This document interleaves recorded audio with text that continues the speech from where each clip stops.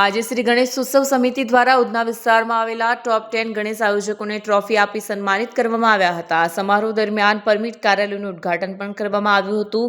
શ્રી માધવ ગૌશાળા રાયકા સર્કલ બમરોલી ખાડી બ્રિજ નજીક આ કાર્યક્રમ યોજાયો હતો। આ કાર્યક્રમમાં સમિતિના પદાધિકારીઓ અને ગણેશ ઉત્સવના સ્થાનિક આયોજકોએ ભાગ લીધો હતો। અનિલભાઈ બિસ્કિટવાલા, કાર્યકારી પ્રમુખ શ્રી ગણેશ ઉત્સવ સુરત શહેર, આજે ઉધના પોલીસ વિસ્તારના ગણેશ ભક્તોનું સંમેલન અને વર્ષ 2024ના સંતોની આચાર્યનું પાલન કરનાર સર્વશ્રેષ્ઠ 10 ગણેશ મંડળોનું સન્માન સમારંભમાં આજે મારી સાથે સુરત શહેરના આ વિસ્તારના ઝોનના નાયબ પોલીસ કમિશનર શ્રી ભગીરથસિંહ ગઢવી સાહેબ, સાથે સુરત મહાપાલિકાના ટ્રાન્સપોર્ટ કંપનીના ચેરમેન એવા સોમનાથભાઈ મરાઠે, મારી સાથે જ સમિતિના મંત્રી એવા ડૉક્ટર બળવંતભાઈ પટેલ, ઉપપ્રમુખ શ્રી મનોજભાઈ, અમિતભાઈ, સાથે પવનભાઈ ચૌધરી અને કાર્યકર સાથે જોડાયા।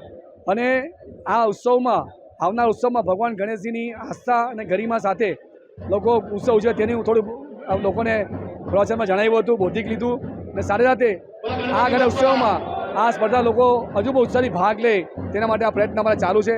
અને પોલીસ તંત્ર દ્વારા જે જાનવ બાળપણ તેનું ઉત્સવ પાલન કરે તેના માટે માનનીય ભગીરથ સાહેબે પણ જણાવ્યું છે, તો લોકો આનું પાલન કરે તો જ ગણેશ ઉત્સવ સાચો કહેવાશે એવી અમારી સર્વની અપેક્ષા સાથે આશા રાખીએ છીએ। જય શ્રી ગણેશ, આભાર। આજરોજ ઉધના પોલીસ સ્ટેશન વિસ્તારમાં જે લોકોએ ગયા વખતે નિયમસર અને ખૂબ સારી રીતના ગણપતિજીની મૂર્તિની સ્થાપના અને વિસર્જનનું કાર્યક્રમ આખું આયોજન કર્યું હતું, એ તમામનો આજે સન્માનનો કાર્યક્રમ હતો। આ કાર્યક્રમમાં ગણેશ ઉત્સવ સમિતિના તમામ સભ્યો પણ હાજર હતા। લોકોને ફરીથી અપીલ કરવામાં આવી છે કે એ લોકો નિયમ અનુસાર શાંતિમય વાતાવરણમાં પવિત્રતા સાથે અને તમામ ધર્મો અને સમુદાયો વચ્ચે સૌહાર્દ રહે એ મુજબ શ્રીજીની મૂર્તિની સ્થાપના કરે।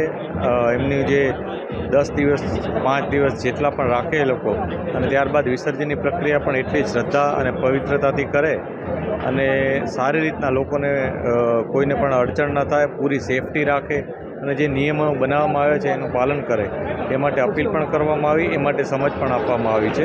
અને આવી જ રીતના તમામ પોલીસ સ્ટેશન વિસ્તારમાં આ જ રીતના મિટિંગ કરી અને લોકોને આ બાબતે અવગત કરાવવામાં આવશે।